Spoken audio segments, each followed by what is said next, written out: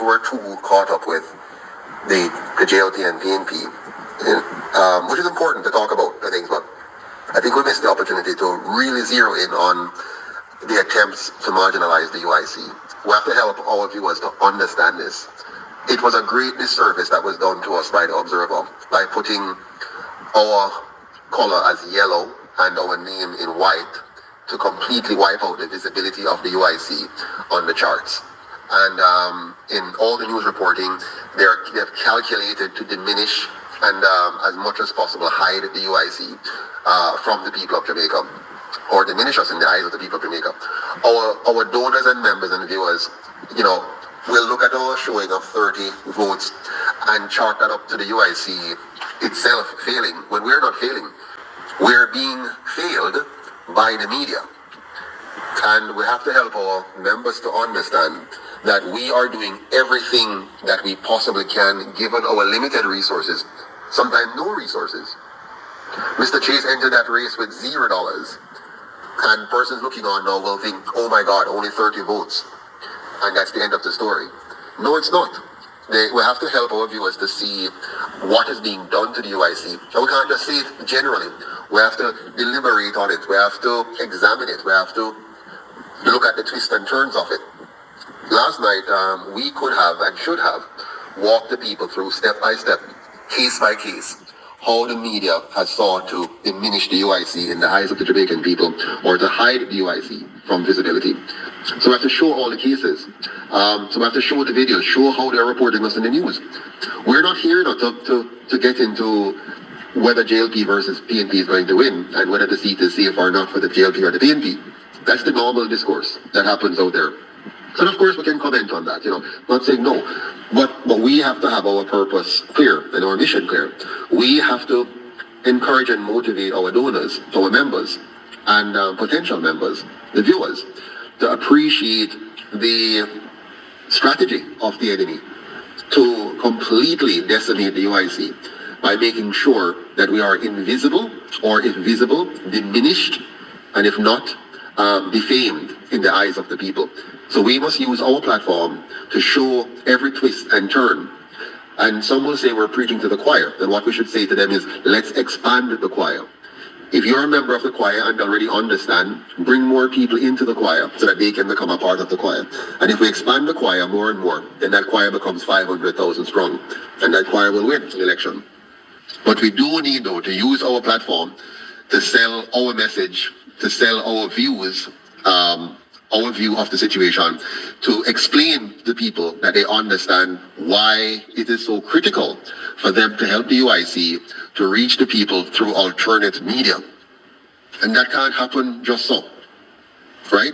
Our people are not attuned to politics in a way that will automatically make the UIC go viral. They're attuned to entertainment and gossip. And we have to be careful how we engage in entertainment and gossip. We have to remain a certain level, but at the same time, we have to find a way to reach. And the way to do that is to multiply our membership by letting our members understand our trial, understand our pain, understand what is being done, and then motivate them to then use their own span of influence to reach more people. So if every one of our members right now were to be adding one new member to the movement per day, so if every one of those who are supporting the UIC would bring in one more supporter every day, for example, that's 5 or 7 for the week. But we have to get them to understand the problem and understand the issue. Many will simply get discouraged and say, oh, the UIC not going to win, because they don't understand the problem. They don't understand what is being done and what they need to do to fight back. So we have to, my point is, let us not get carried away with just talking politics. There's enough of that going on out there.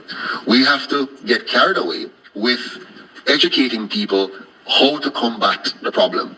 How do we overcome the financial onslaught of the PSOJ? How do we overcome the media onslaught of the PSOJ? How do we overcome the JLP and PNP machinery dominance on the ground? So we have to become more clinical in lifting the knowledge set of our members and lifting their confidence. And so they don't get discouraged and think that, okay, it's not working. They say, oh, what the UIC is doing is not working. It will not work if we do not focus on educating our members and empowering them to confidently bring in new members. There is no other way, as far as I know. Maybe somebody else can tell me. But if we do not get our members to become true extension of us, because the NEC can't do it by itself. The 12 of us here in this group or so can't do it by ourselves. But if we can motivate others to lend their muscle to the initiative by being on the same page and not get carried away with just talking about the subject, because we can't outdo the other talk shops, or maybe we can, but to what avail? If we do not get our people to become members and to bring in more members and to bring in donations and membership dues so that we can now, for example, Mr. Neil, he had no television ads, no radio ads, no flyers, no town hall meetings, nothing at all. And simply because he had no money at all to do this. I raised a little bit of money the other day, and we had some money in the kitty before. Small amount. We're talking about 15,000 and 24,000.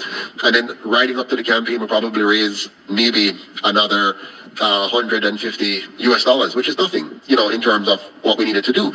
So we have to use our platform, guys, to sell our message. Use our platform to tell our story. Use our platform to convert persons to get involved actively and intelligently, and not to become dissuaded or disillusioned or just to lose that zest and drive because of the surface level information. On the surface, we did poorly, 30 votes. But when you dig deeper and understand what's going on, 30 is great, and we have to make the case as to why, why we got 30 organic votes where nothing at all was done on the ground in St. Anne. Nothing at all. We had no advertisement, no engagement, nothing at all was done on the ground in St. Anne.